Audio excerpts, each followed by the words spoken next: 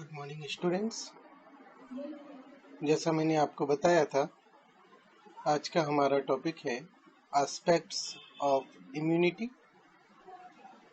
मैं doctor Prakash Chandra Sharma, department of zoology, SPC government college Ajmer. तो जब हम एस्पेक्ट्स ऑफ इम्यूनिटी की बात करते हैं तो यहाँ पे हमें दो प्रकार के एस्पेक्ट्स की हमें बात करनी होती है, ह्यूमोरल एंड सेल मीडिएटेड। तो सबसे पहले हम बात करते हैं ह्यूमोरल की। तो ह्यूमोरल का मतलब हो गया लिक्विड के माध्यम से या ऐसा जहाँ पर फ्लूइड काम में आ रहा है, तो इसको हम एंटीबॉडी मीडिएटेड या मैक्रो मॉलिक्यूल मीडिएटेड इम्यूनिटी भी कहते हैं। तो ह्यूमोरल इम्यूनिटी को अगर हम डिफाइन करें तो humoral immunity is a aspect of immunity mediated by macromolecules found in extracellular fluid। और इसके अंतर्गत क्या क्या चीजें आती है, कौन कौन से मैक्रोमोलिक्यूल आते हैं, एक का नाम तो मैंने आपको बता दिया, एंटीबॉडी। इसके अलावा कंप्लीमेंट प्रोटीन आते हैं, एंटी माइक्रोबियल पेप्टाइड्स आते हैं, ये सब चीजें आती हैं। तो जब हम ह्यूमोरल इम्यूनिटी की बात कर रहे हैं तो हम किसकी बात कर रहे हैं, जहां पर फ्लूइड इन्वॉल्व है और मैक्रोमोलिक्यूल है। तो एडेप्टिव इम्यून सिस्टम के दो एस्पेक्ट्स हैं मेन, खास तौर पे ना एडेप्टिव, इनेट में भी है पर खास तौर पे एडेप्टिव की हम बात कर रहे हैं यहाँ पर। एक ह्यूमोरल और सेल मीडिएटेड, इनेट में भी ये दोनों ही पार्ट होंगे। तो यहाँ पर कुछ और सेल्स भी इन्वॉल्व होती है, लाइक टी सेल्स इन्वॉल्व होती हैं, बी सेल इन्वॉल्व होती हैं। आपको जैसा मैंने बताया था कि बी सेल ही डिफ्रेंशिएट होकर प्लाज्मा बी सेल बनाती हैं, जो कि किसी स्पेसिफिक एंटीजन के अगेंस्ट एंटीबॉडीज सिक्रीट करती हैं।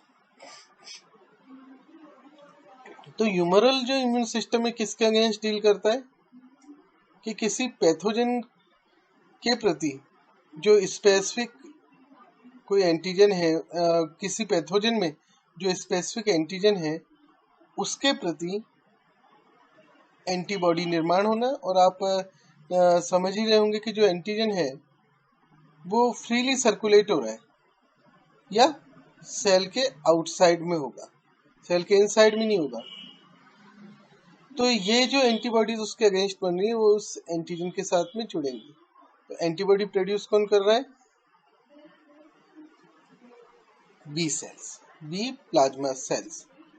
तो सबसे पहले एंटीजन का रिकॉग्निशन होता है एपीसीज के माध्यम से, उसके बाद उसके अगेंस्ट एंटीबॉडीज का निर्माण होता है। एंटीबॉडीज से जुड़ के इनका न्यूट्रलाइजेशन होता है, लाइसिस हो सकता है, फेगोसाइटोसिस हो सकता है, अलग अलग प्रक्रियाएं हो सकती हैं। तो यहाँ पर जो हमने बात की, एंटीबॉडीज हैं, कंप्लीमेंट प्रोटीन है, एंटी माइक्रोबियल पेप्टाइड भी है इसमें। तो नाम ह्यूमरल इम्यूनिटी कहाँ से पड़ा, ह्यूमर मीन्स फ्लूइड से पड़ा, ठीक है। तो यहाँ पर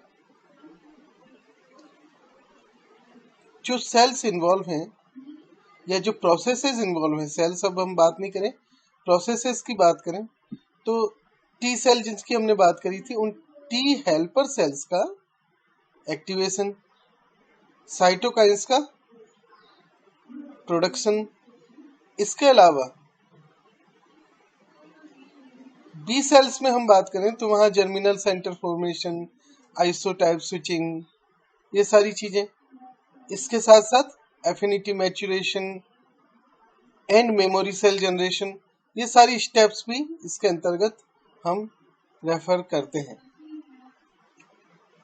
साथ ही साथ हम केवल जनरेशन की बात नहीं करते एंटीबॉडीज की, एंटीबॉडीज का जो फंक्शन है, इफेक्टर फंक्शन, उसको भी हम ह्यूमरल इम्यूनिटी के दायरे में रखते हैं, जिसके अंतर्गत क्या क्या चीजें आती हैं,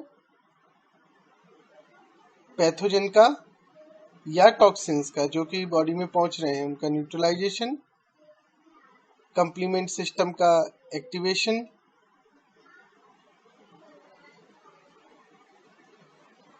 ऑप्सोनिन्स के माध्यम से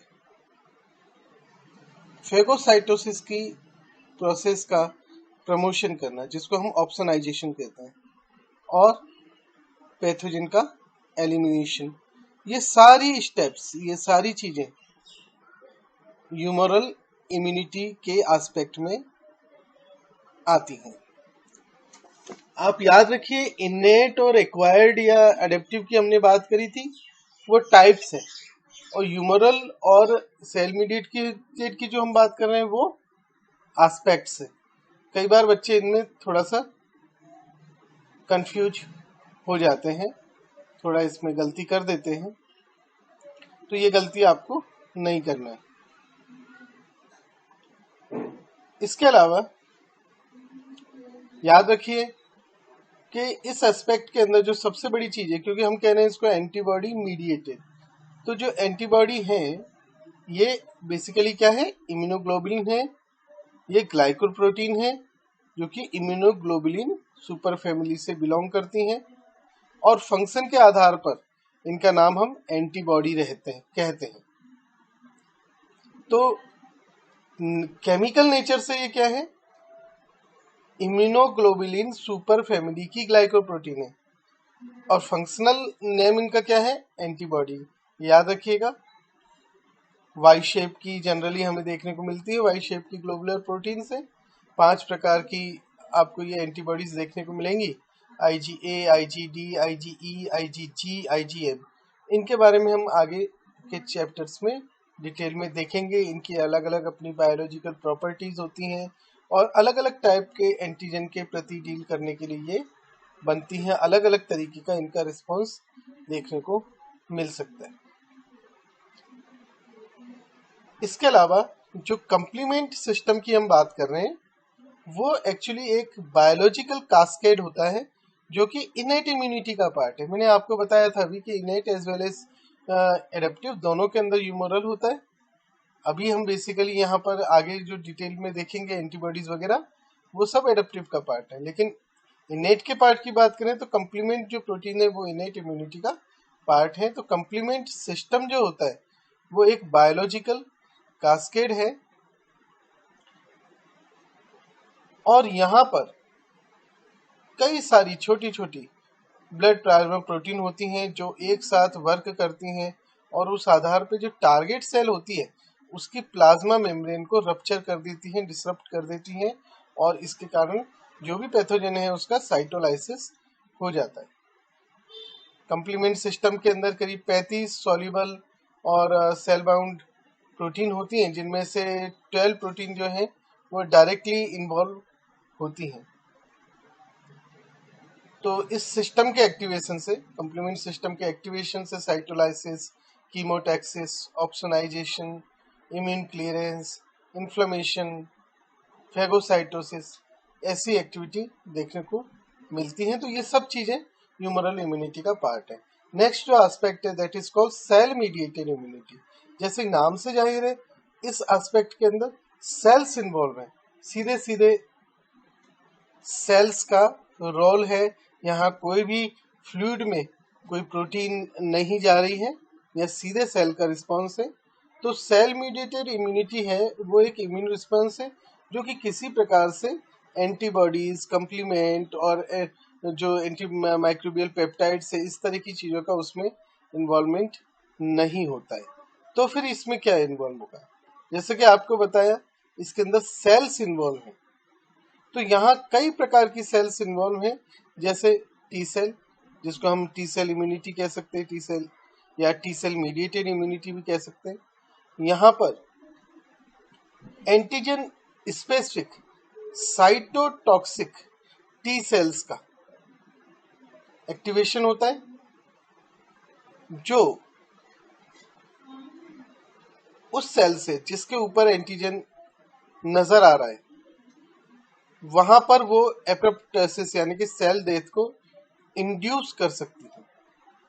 जैसे कि कोई सेल अगर वायरस लेडन है, वो अगर हमारी बॉडी की भी सेल है, अगर वायरस लेडन सेल है, वायरसेस से भरी हुई है या इंट्रासेल्यूलर बैक्टीरिया से भरी हुई है या कैंसरस हो गई है, ट्यूमर है, तो ऐसी स्थिति में उस एंटीजन को पहचान कर भाप करके जो साइटोटॉक्सिक टी सेल्स हैं वो एक्टिवेट हो रही हैं और वो क्या कर रही हैं, डायरेक्टली उस टारगेट सेल के अंदर सेल डेथ या एपोप्टोसिस को इंड्यूस कर रही हैं। इसके अलावा दूसरी प्रकार की जो इसके अंदर बैटरी है वो मैक्रोफेज है और नेचुरल किलर सेल्स हैं। तो ये मैक्रोफेजेज और नेचुरल किलर सेल क्या कर रही है, ये पैथोजन का जो सेल है उसका डायरेक्ट डिस्ट्रक्शन कर रही है। तो नेचुरल सेल्स, किलर सेल्स क्या करती हैं कि ये सिक्रीट करती हैं cytotoxic granules directly target cell में। तो इस आधार पे जो ये साइटोटॉक्सिक ग्रेन्यूल्स हैं जो डायरेक्टली टारगेट सेल पर सिक्रीट हुए हैं वो सेल को नष्ट कर देंगे, जबकि मैक्रोफेजेस फेगोसाइटोसिस के माध्यम से उस सेल का डायरेक्ट डिस्ट्रक्शन कर रही है। इसके अलावा ये जो सेल्स हैं, टी सेल्स, मैक्रोफेजेस आदि, इनके माध्यम से अलग अलग प्रकार के साइटोकाइंस का सिक्रीशन हो रहा है। ये साइटोकाइंस सेल्स को जो डायरेक्टली इन्वॉल्व हैं पैथोजन के क्लियरेंस में, उनको स्टिमुलेट करते हैं। न केवल सेल मीडिएटेड में बल्कि जो ह्यूमरल है, या अगर हम टाइप्स की बात करें तो इनोइट एज वेल एज एडेप्टिव, उनके अंदर जो विभिन्न प्रकार की सेल्स हैं उनको एक्टिवेट करने का काम करते हैं साइटोकाइंस। तो एक तरह से अभी जैसे मैंने आपको पहले बोला था कि कोई भी न तो इनेट और ना नेचुरल, ये अलग अलग नहीं है, एक साथ यूनिसन में काम होता है। इसी तरह ह्यूमरल और सेल मीडिएटेड ये भी एक दूसरे से सेपरेट नहीं है, एक दूसरे के साथ मिलके काम होता है। तो जैसे आप यहाँ लिंकेज देख भी रहे, साइटोकाइन से ये बी सेल्स को भी एक्टिवेट करने का काम करते हैं। तो इस तरीके से ये दोनों चीजें साथ साथ चलती हैं। तो ये साइटोकाइन रिलीज कौन कर रहा है, मैक्रोफेजेस रिलीज कर रहे हैं, टी सेल्स रिलीज कर रहे हैं। ये दूसरी टी सेल्स को, किलर सेल्स को, मैक्रोफेजेस को आदि को एक्टिवेट करने के काम करते हैं, एज वेल एज ये बी सेल्स को भी एक्टिवेट करने का काम कर रही हैं। तो जो सेल मीडिएटेड इम्यूनिटी है, जैसे आप समझे, ये डायरेक्टली जो भी पैथोजन है उसको डायरेक्टली टारगेट करने का, या जो भी अगर बॉडी सेल भी है कैंसरस हो गई है, वायरस से भरी हुई है, उससे डायरेक्टली टारगेट करने का काम करती है। तो यहाँ पर ये खास तौर पे जो डिफेंस प्रोवाइड करती है वो fungi, protozoan, intracellular bacteria, viruses से भरी हुई सेल्स, कैंसर सेल्स आदि के प्रति ये खास तौर पे इम्यूनिटी प्रोवाइड करती है, सेल मीडिएटेड इम्यूनिटी।